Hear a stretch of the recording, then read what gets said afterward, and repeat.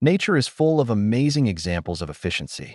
We can learn a lot from the way that a spider builds its web or the way that a bird builds its nest, even down to the shape of a leaf. So when we're designing something in nature, it makes sense to look at nature itself for inspiration. This is a great quote that I came across recently. It says, and I'm going to paraphrase, what if buildings could breathe like forests and work with nature instead of against it? That question, asked during the energy crisis of the 70s, gave birth to the green building movement.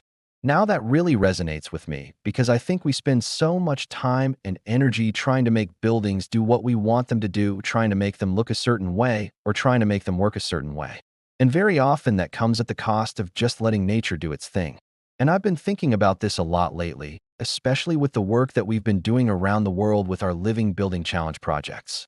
These are buildings that are trying to mimic the way that a forest breathes, trying to use natural materials, trying to use passive strategies first, and then using active strategies only when they're absolutely necessary, and trying to design buildings that work in harmony with nature rather than against it. One of the things that I love about working with our clients who are going through the Living Building Challenge is that it's not just about reducing the negative impacts that a building might have on the environment, but it's also about using the positive potential that a building has to actually help the environment. So when we rethinking about the energy that a building uses, it's not just about reducing the energy that it uses, but it's also about using passive strategies like daylight and like the sun and the prevailing winds to naturally ventilate and naturally heat and cool a building. One of my favorite examples of this is the Bullitt Center in Seattle. This is a 6-story office building that uses passive strategies to create what we call a thermal flywheel. So it naturally heats and cools itself throughout the day, and it doesn't need any mechanical heating or cooling. This is pretty wild because it saves 45% of the energy that would normally go towards heating and cooling that building. But beyond just passively heating and cooling the building, we've got a number of other features that allow us to take advantage of the natural systems that are already all around us in nature. So I've been thinking about this a lot lately, especially with the work that we've been doing around the world with our Living Building Challenge projects. These are buildings that are trying to mimic the way that a forest breathes, trying to use natural materials, trying to use passive strategies first, and then active strategies only when they're absolutely necessary, and trying to design buildings that work in harmony with nature rather than against it. This is something that we talk about all the time with our clients. It's not just about reducing the harm that a building might do to the environment, but it's also about harnessing the positive potential that a building has to actually benefit the environment. And the Living Building Challenge helps us do that in a number of ways. One of the ways that we do that is by measuring what we call the embodied carbon of a building. This is the carbon that goes into making the materials that go into the building, the cement and the steel and the glass and all those sorts of things. And then we try to reduce that as much as possible. We try to use local materials. We try to use recycled materials. We try to use natural materials. We try to use materials that have low embodied carbon so that we're not putting out a lot of carbon in order to build the building in the first place. The second thing that we look at is how much energy does this building use over its lifetime. So we want to reduce that as well. And we do that by using passive strategies like daylight, like the sun, like the prevailing winds to naturally heat and cool and ventilate a building. And then we look at the energy that we can't get back. So for example, at night we still need light. So we look at the energy that we use in the building and we try to reduce that energy use as much as possible. And the third thing that we look at is how much water a building uses. Water is obviously a precious resource, and we want to make sure that we're not wasting water in any way, shape, or form. And we do that by using low-flow fixtures, and by collecting rainwater, and by treating wastewater so that we can use it for things like landscaping. Now, if a building meets all of these different challenges, if it meets the challenge of the embodied carbon, the energy, and the water, then we call it a living building.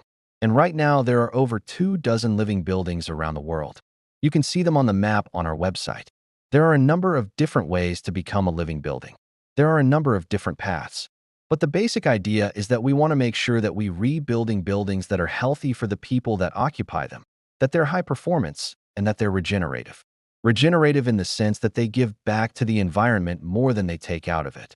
One of my favorite examples of this is the Bullitt Center in Seattle. This is a 6-story office building that uses passive strategies to create what we call a thermal flywheel. So it naturally heats and cools itself throughout the day, and it doesn't need any mechanical heating or cooling. This is pretty wild because it saves 45% of the energy that would normally go towards heating and cooling that building. But beyond just passively heating and cooling the building, we've got a number of other features that allow us to take advantage of the natural systems that are already all around us in nature. So for example, we've got a green roof. So we're reusing the plants on the roof to help insulate the building and to help manage the stormwater that comes off of the roof. And we've got a rainwater harvesting system. So we collect the rainwater that comes off of the roof and we treat it so that we can use it for things like watering the plants or adding it to the river nearby that has a fish hatchery in order to supplement its flow. And we've got a gray water system too, which treats the water that comes from the showers and the sinks so that we can use it for things like adding it to the river to supplement its flow, or we can use it for watering the plants. So all of these things allow us to use natural systems to help us manage our water and our energy and to give back to the environment more than we take out of it. I love this quote from Carl Sandburg, who said, and I'm paraphrasing, "We are all bees going about our business, gathering pollen in the sunshine. We are all in the end flower growers, the honey makers." I love this quote because it reminds us that we're all connected to nature. We all depend on nature. Even though sometimes it can feel like we're separate from it, we're really not. We're all part of the same system. And when we start to understand that we're all part of the same system, then we start to realize that we need to take care of nature because it is taking care of us. It's providing us with the air that we breathe, the water that we drink, the food that we eat. And when we start to understand that, then we start to realize that we need to be better stewards of the earth. I think one of the most important things that we can do is just start to pay attention to nature.